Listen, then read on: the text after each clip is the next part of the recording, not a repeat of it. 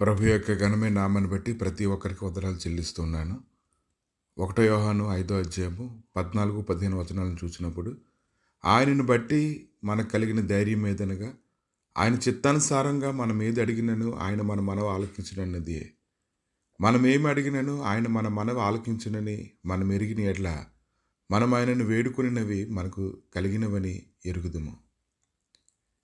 ఎప్పుడైతే మనకు ధైర్యం కలుగుతుందంటే, ఆయన ఉద్దేశాలను మనం గ్రహించినప్పుడు, ఆయన ఉద్దేశాలు ఏమై ఉన్నాయో అదే రీతిగా మనం అటువంటి ఉద్దేశాన్ని కలిగి మనం విజ్ఞాపన చేసినప్పుడు ఖచ్చితంగా ప్రభు మన ప్రార్థన ఆలకిస్తాడని ఎదురని మనం గ్రహించుకోగలగాలి. అంటే ఆయనకి ఇష్టానికి తగినట్లుగా మనం ఎప్పుడైతే అడగడం ప్రారంభిస్తూ ఉంటామో, ఆయన ఉద్దేశంలో సదాకాలం నిలిచేవి కాబట్టి, అవి మన క్షేమాన్ని కలుగు చేసేవి కాబట్టి, దానిని బట్టి ప్రార్థన చేసినప్పుడు ఖచ్చితంగా ప్రభు మన ప్రార్థన ఆలకిస్తాడు. కాబట్టి మనం మనవి చేస్తూ ఉన్నప్పుడు ఆయన సన్నిధిలో మన ప్రార్థన ఆయన సన్నిధిలో ఖచ్చితంగా కుమరించబడుతుంది. దావీదైతే తన కుమారుడైనటువంటి సొలొమోనుతో ఆయన చెప్తూ ఉన్నాడు. 1 దినవృత్తాంతాలు 28వ అధ్యాయం 9వ వచనంలో, నీ తండ్రి యొక్క దేవుడైన యెహోవాను నీవు తెలుసుకొని హృదయపూర్వకంగాను మనఃపూర్వకంగాను ఆయనను సేవించుము. కనుక ఈరోజు మనం దేవుని సేవించాలంటే ఆయన హృదయాన్ని మనం ఎరగాలి. ఆయన దృష్టికి ఏది న్యాయమైందో, ఎలా ప్రార్థన చేస్తే ఆ యొక్క ప్రార్థనని ఆయన ఆలకిస్తాడో ఇదేనని మనం గ్రహించుకోగలగాలి. కనుక ఆయన చిత్తానుసారంగా మనం ఎప్పుడైతే మనం ప్రార్థన చేస్తామో ఖచ్చితంగా ప్రార్థన ఆలకిస్తాడు. పరిశుద్ధ గ్రంథంలో ఎంతోమంది అలా ప్రార్థన చేసినప్పుడు ఆయన ప్రతి ప్రార్థన ఆలకించి దానికి సమాధానం దయచేశాడు. 2 దినవృత్తాంతాలు 1వ అధ్యాయము 7వ వచనంలోని కొన్ని వచనాలు చూస్తూ ఉన్నప్పుడు, ఆ రాత్రి యందు దేవుడు సొలొమోనుకు ప్రత్యక్షమై, నేను నీకు ఏమి ఇయ్యగోరుదువో దాన్ని అడుగుమని సెలవీయగా, సొలొమోను దేవునితో ఇలాగ మనవి చేసిన, నీవు నా తండ్రి అయిన దావీదు ఎడ్ల బహుగా కృప చూపి ఆయన స్థానమందు నన్ను రాజుగా నియమించున్నావు గనుక, దేవా యెహోవా, నీవు నా తండ్రి అయిన దావీదునకు చేసిన వాగ్దానమును స్థిరపరచుము. నేల ధూళి ఎంత విస్తారమైన జనముల మీద నీవు నన్ను రాజుగా నియమించున్నావు.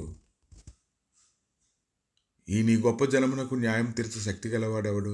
నేను ఈ జనుల మధ్యన ఉండి కార్యములను చక్కపెట్టినట్లు తగిన జ్ఞానమును తెలివిని నాకు దయచేయము. అందుకు దేవుడు సొలొమోనుతో ఇలాగ సెలవిచ్చును, నీవు ఈ ప్రకారము యోచించుకొని ఐశ్వర్యంనైనను సొమ్మునైనను ఘనతనైనను నీ శత్రువుల ప్రాణంనైనను దీర్ఘాయువునైనను అడుగక, నేను నిన్ను వారి మీద రాజుగా నియమించిన నా జనులకు న్యాయం తీర్చుటకు తన జ్ఞానమును తెలివిని అడిగి ఉన్నావు కాబట్టి జ్ఞానమును తెలివి నీకు ఇవ్వబడును.